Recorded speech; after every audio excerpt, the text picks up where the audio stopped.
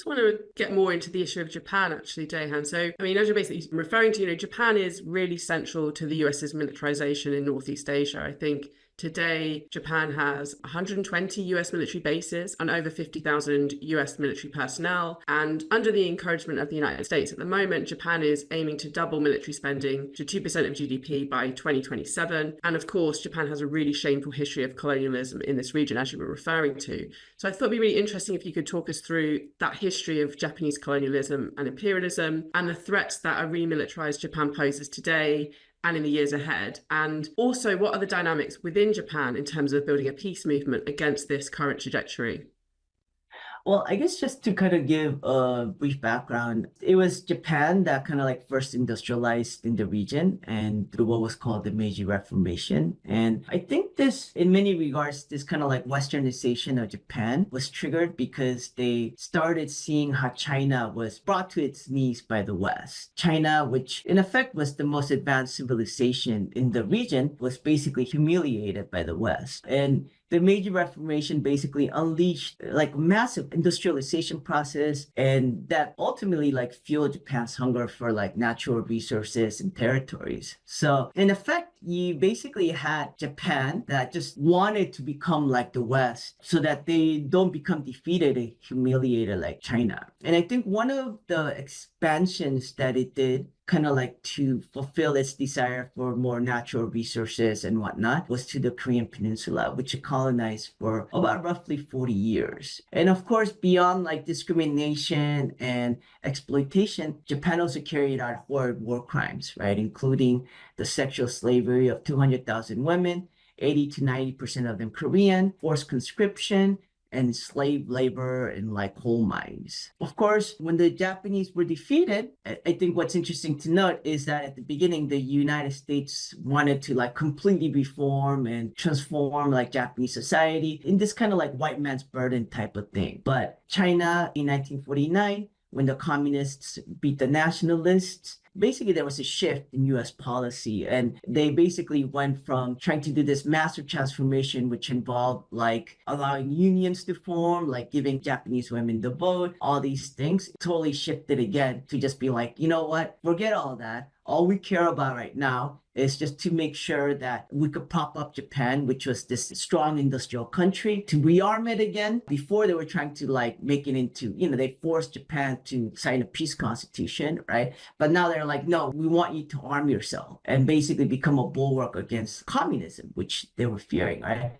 And in this process, basically they just let the conservative imperialists that had been defeated just come back into power. Right? There was nothing like happened in France or like that happened with the Nazis, right? Where the Nazis were punished for the crimes that they committed, whatnot. And here, like literally the CIA helped prop up these imperialist right-wing politicians to basically form the Liberal Democratic Party, right? Which basically has controlled Japanese politics since 1955, except for like 4 years. So this is very much like the United States saying, forget some sort of like liberal project and let's just focus on just making sure that we have our geopolitical interests taken care of. And that's what they did. And in the process of trying to like just prop up Japan and trying to integrate Japan into kind of like whatever the community, in 1953, there was like this peace treaty, right? Peace treaty negotiations. But the most important countries, the biggest victims of Japan, which was like China, Taiwan, and the Koreas,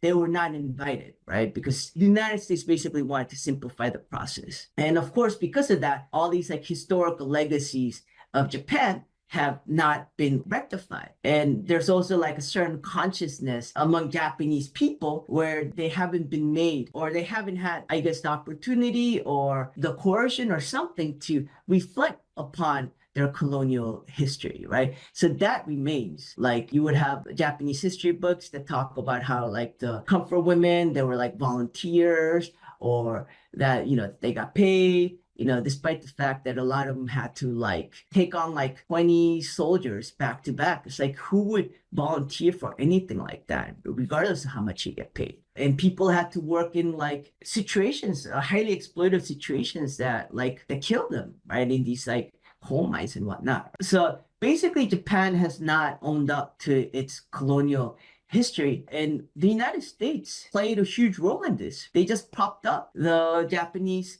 right-wing imperialist. That's why you have this kind of like strange phenomenon, which at the beginning for me was like highly bizarre, where you would see right-wing Japanese imperialists flying the equivalent of a like Nazi swastika, the rising sun flag, and at the same time being pro-American, right? Which is bizarre, right? Because it was the US that defeated this empire that you're reminiscing about. So there's this weird thing that happened because to some degree the US allowed the right wing to stay there and to prosper, right? And to stay in power for so long. So since this kind of reversal happened, the US has been pressuring Japan to rearm itself. But of course, the Japanese public has been reluctant just because of the massive amount of death that happened that is seen as senseless. I think it's kind of interesting. I was watching this movie, I think it was called Godzilla 01. And you think Godzilla movies are just these kind of like stupid movies, but it's just very interesting because within the movie, there's always these hints as to how Japanese people view the war. They saw the amount of senseless deaths where they're fighting Godzilla and they're saying, hey, look, this time at least it's not a senseless death, unlike before when we had to go into the battlefield and die these senseless deaths, right?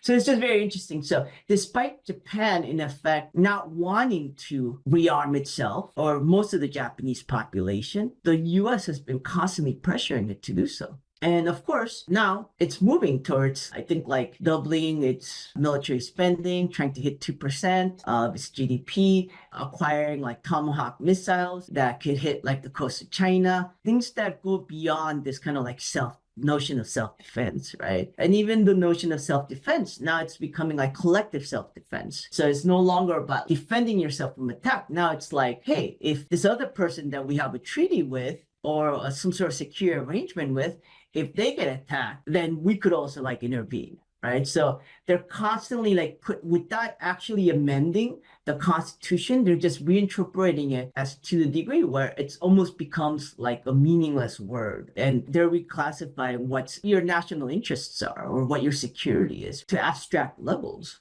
So in some regards, these are the movements that Japan is doing to like remilitarize itself. And of course, when Japan has not come to grips with its colonialist history, that's scary for countries like Korea and countries that are nearby countries that suffered under Japan. And Japan is kind of like going back to the past, right? Like flying their like Nazi swastika or like red rising flag sun proudly. So yeah.